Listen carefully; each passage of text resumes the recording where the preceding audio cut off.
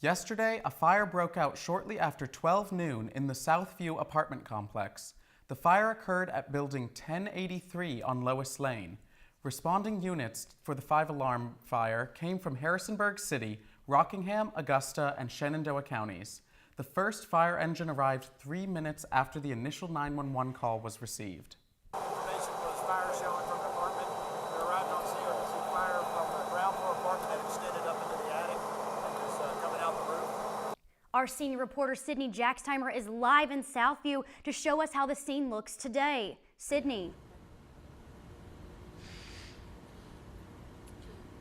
Thanks, Caitlin and Ken. I'm live here in Southview on Lois Lane, and now what is behind me is what is left of apartment building 1083 on Lois Lane. Now, what we do know now in the current updates is that all residents are safe and did make it out without any harm. Unfortunately, 2 pets are confirmed dead. 1 pet was reunited with its owner after hiding in the bathtub on the first floor. Now, yesterday, the Southview community and JMU community were out here trying to comfort those affected. The Southview apartment fire began sometime before noon on Thursday. Residents next door became concerned when they started smelling something burning. They began checking their own apartment when they realized that the smell was coming through their open window. We look out the window and we see about a 5-foot fire start creeping up the side of the building directly across from me. So the first thing we did was start calling 911 and we ran outside. We ran up the stairs and started knocking on every single door. And by the time we got outside, the fire had already gone up the entire siding. Some victims to the fire are still in shock, but are trying to look at the bright side. No one was hurt. It hasn't really hit me yet, but I just keep telling myself it's just stuff. All my roommates around.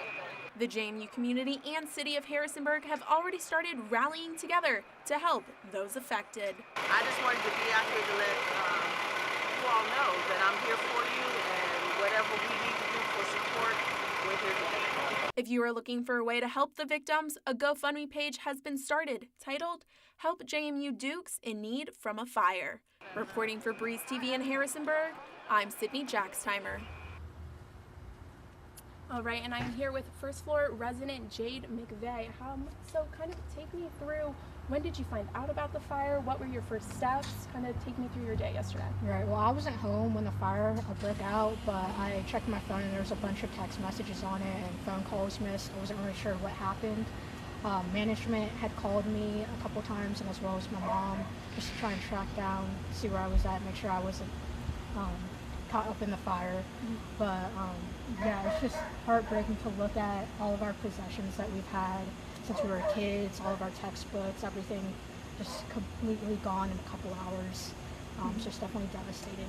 Yeah, and what are those feelings? What are the thoughts going through your head when you found out? What are your thoughts looking at, what used to be your apartment? Yeah, well, at first I wasn't sure how bad it was, so I drove back from home back in Nova here to check it out, and I couldn't believe that the roof was gone. It was insane, and I didn't realize how bad it was.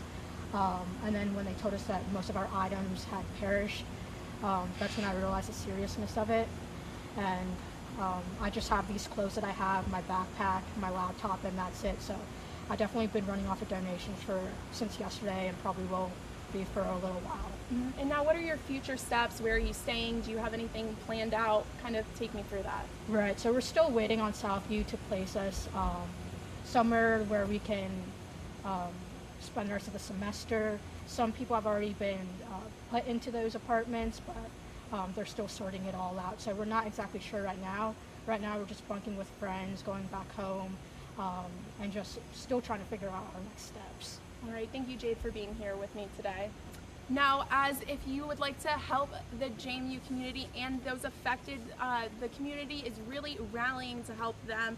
There's a GoFundMe page which has already hit $75,000. The new goal is $100,000. If you're looking to make donations, apartment building 865 on the corner of Port Republic and Devon Lane will be taking donations. They're accepting clothing, toiletries, school supplies. Some things that are specifically needed are duffel bags and suitcases, personal care items such as straighteners, shampoo, chargers for laptops and cell phones. And Jade was telling me that there are lots of women's clothing. Let's get some men clothing. There were definitely males that lived in this apartment, so let's help with that. The cause of the fire is still unknown and there will be an investigation happening.